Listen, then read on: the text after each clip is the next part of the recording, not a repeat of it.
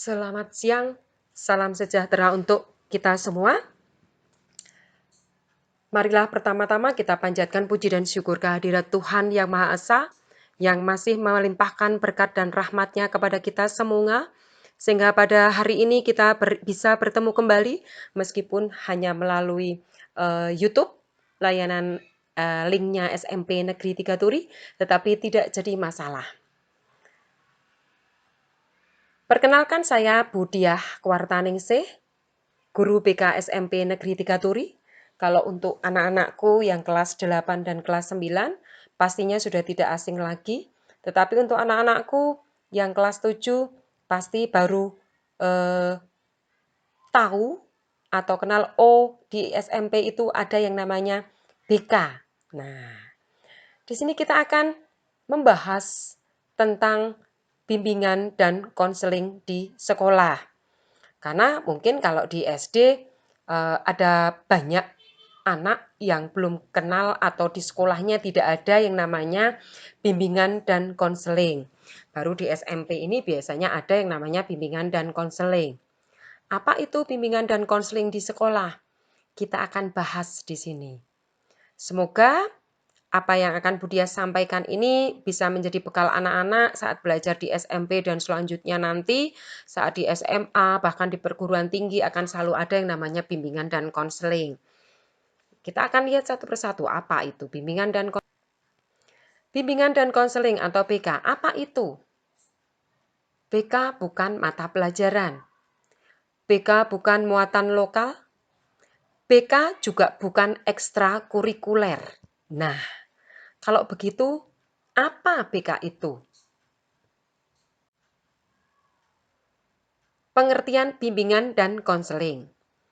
Bimbingan dan konseling adalah pelayanan bantuan kepada peserta didik, baik itu secara perorangan maupun kelompok, agar mampu mandiri dan berkembang secara optimal. Di sini pelayanan bantuan kepada peserta didik, kepada para siswa. Baik itu secara perorangan. Perorangan itu secara pribadi, individual maupun secara kelompok. Kelompok itu secara bersama-sama. Supaya apa? Supaya anak-anak itu mampu mandiri. Minimal selama kalian itu belajar di SMP Negeri 3 Turi itu bisa mandiri dan bisa berkembang secara optimal. Berkembang secara optimal apanya? Baik itu secara fisik maupun secara psikis bisa berkembang. Belajarmu juga bisa lancar di SMP Negeri 3 Turi ini. Adapun bidang layanan yang ada dalam bimbingan dan konseling adalah ada dalam bidang layanan kehidupan pribadi, kemudian layanan kehidupan sosial, layanan belajar, dan layanan perencanaan karir. Layanan kehidupan pribadi itu yang seperti apa? Yaitu layanan yang di situ sebuah layanan yang bisa membantu peserta didik untuk bisa memahami dirinya. Supaya berkaitan dengan kehidupan sosialnya itu bisa menyesuaikan di tempat dia tinggal atau dimanapun dia berada. Terlebih saat belajar atau sekolah di SMP Negeri 3 Turi. Kemudian kemampuan belajar, layanan kemampuan belajar itu layanan di mana supaya anak-anak itu bisa mendapatkan cara-cara belajar yang efektif, yang tepat untuk kalian, supaya kalian pun bisa lancar dalam belajar. Kemudian layanan perencanaan karir. Layanan perencanaan karir ini berfungsi untuk membantu kalian bisa menentukan karirmu atau cita-citamu. Minimal setelah lulus SMP itu aku mau kemana, kemudian aku mau menjadi apa, itu ada di layanan perencanaan karir. Lalu saat kalian atau anak-anak itu mau curhat atau sharing atau katarsis itu apa toh? Katarsis itu ya semacam curhat, mengeluarkan unek-unek permasalahan yang ada di dalam dirimu, itu namanya katarsis. Mengapa harus ke guru BK? Kita lihat, mengapa kok harus ke guru BK? Karena guru BK itu selalu menghargai apapun keluhanmu atau respectful. Kami sebagai guru BK akan selalu menghargai apapun keluhanmu. Kami tidak akan memandang sebelah mata. Allah, cuman seperti itu saja kok dikeluhkan. Tidak, kami akan mencoba mendengarkan apapun yang menjadi keluhanmu. Kemudian guru BK juga selalu menerima apapun keluhanmu atau accepting. Kami sebagai guru BK akan selalu menerima apapun itu kami terima dengan tangan terbuka, dengan senyuman. Kami tidak akan memandang sebelah mata. Kemudian guru BK juga selalu peduli terhadap setiap masalah, kecil ataupun besar atau caring. Kami sebagai guru BK akan selalu peduli apapun masalah yang kalian hadapi. Baik itu masalah yang kecil ataupun masalah yang besar. Jadi kami akan selalu mencoba untuk peduli apapun itu. Kemudian guru BK selalu mencoba memahami masalahmu. Kami sebagai guru BK akan memahami apapun masalah yang kalian hadapi. Understanding. Kami tahu masalahmu itu. Lalu kita akan coba bersama-sama mencari solusinya. Guru BK bisa dipercaya. Guru BK bisa menjaga rahasia. Itu kode etik dari kami. Rahasia, dipercaya. Istilah asingnya trustworthy. Jadi kami sebagai guru BK itu akan selalu menjaga kerahasiaan masalah yang kalian hadapi. Jangan khawatir, kami tidak akan menceritakan masalahmu itu sampai kemana-mana. Kami ceritakan ke sana sini, tidak. Karena itu kode etik kami, menjaga rahasia. Apalagi rahasia yang sifatnya sangat-sangat pribadi, itu kami akan sangat menjaganya. Guru BK juga bisa menjadi sahabat yang baik untukmu. Friendly. Nah, kami sebagai guru BK akan berusaha untuk menjadi sahabat. Kadang saat tertentu memang kami menjadi seorang guru, tetapi saat tertentu kami bisa menjadi sahabatmu. Jangan khawatir. Mungkin usia kita memang terpaut, jauh, tetapi setidaknya saat tertentu kami bisa menempatkan diri sebagai sahabat yang baik untuk kalian. Lalu, apa saja layanan yang ada di bimbingan dan konseling? Kita akan lihat.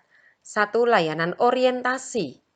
Kemudian layanan informasi, layanan penempatan dan penyaluran, layanan konsultasi, layanan advokasi, layanan bimbingan kelompok, layanan konseling individual, layanan konseling kelompok, kemudian konferensi kasus, kemudian alih tangan kasus atau referral, dan kunjungan rumah.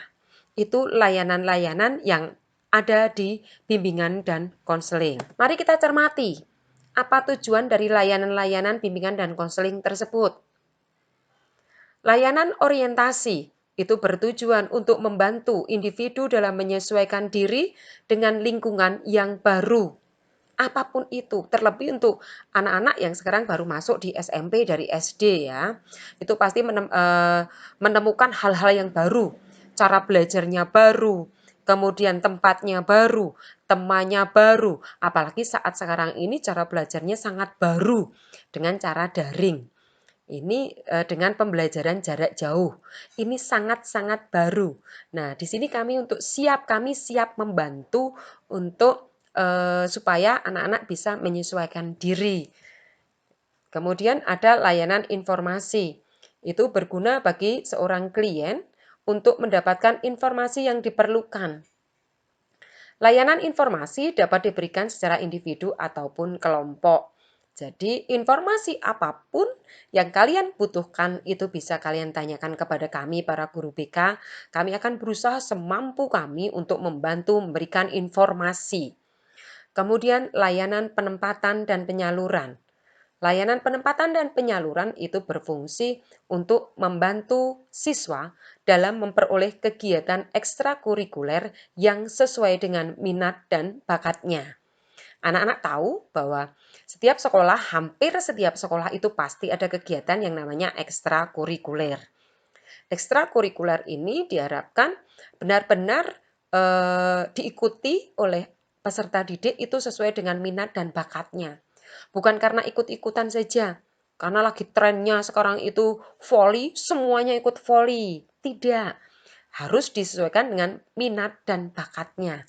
Disinilah kami sebagai guru BK akan mencoba membantu kalian supaya bisa mengikuti kegiatan ekstrakurikuler yang sesuai dengan minat dan bakatmu. Kemudian ada layanan konseling individu. Layanan konseling individu ini dilakukan untuk membantu siswa yang memiliki masalah pribadi.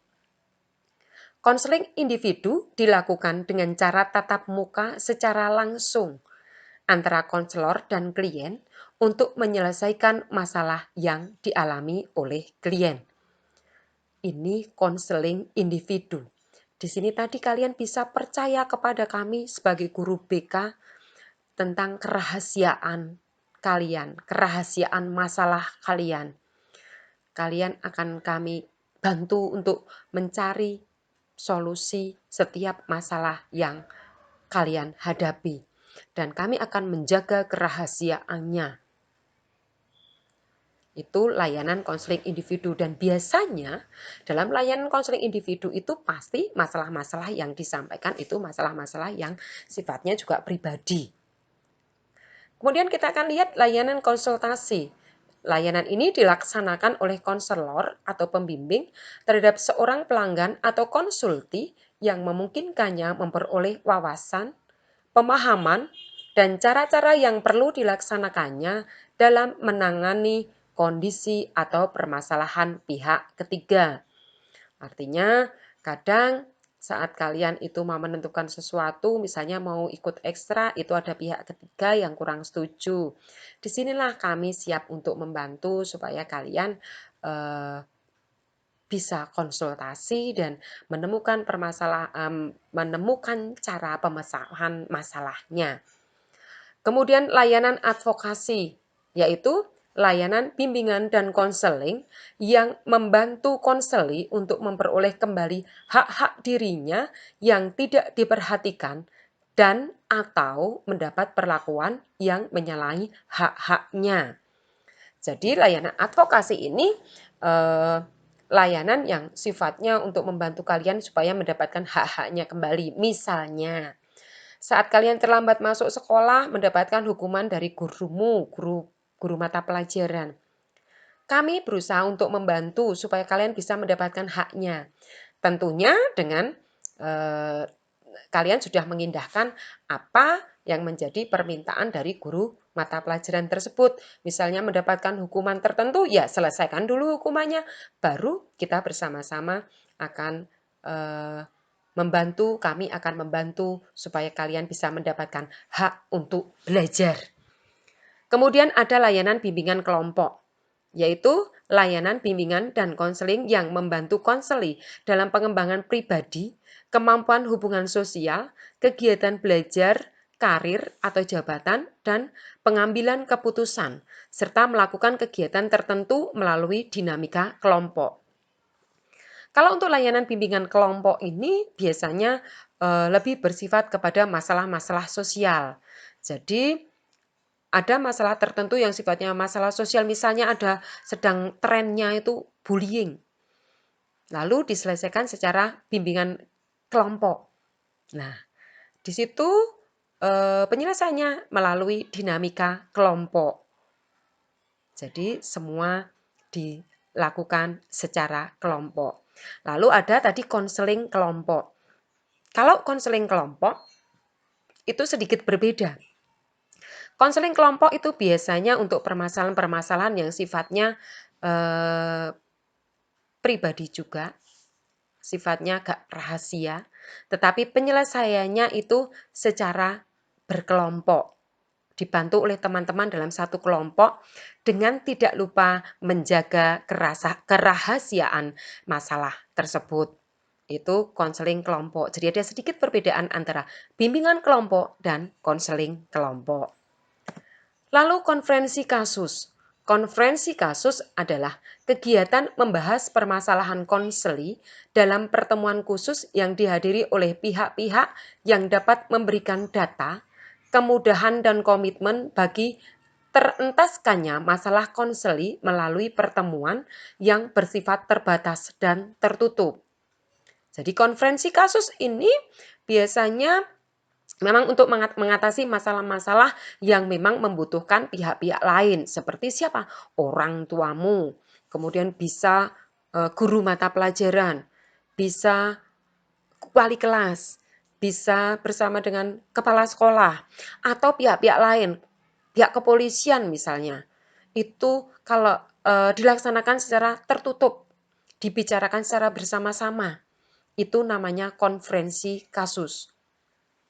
Lalu alih tangan kasus adalah kegiatan untuk memindahkan penanganan masalah konseli ke pihak lain sesuai keahlian dan kewenangan ahli yang dimaksud. Jadi anak-anak jangan salah.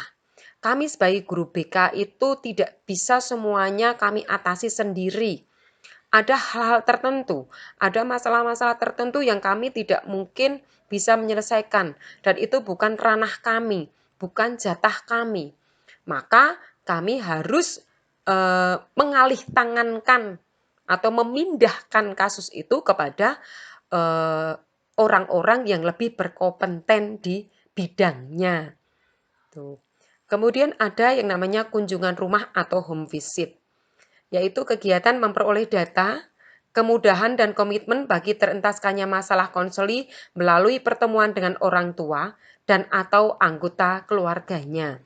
Biasanya ini kami lakukan dengan kami mendatangi rumah-rumah peserta didik yang mungkin mengalami masalah-masalah yang berkaitan dengan sekolah dan sebagainya. Semua permasalahan yang akhirnya bisa mengganggu perkembangan proses belajar di sekolah kalian.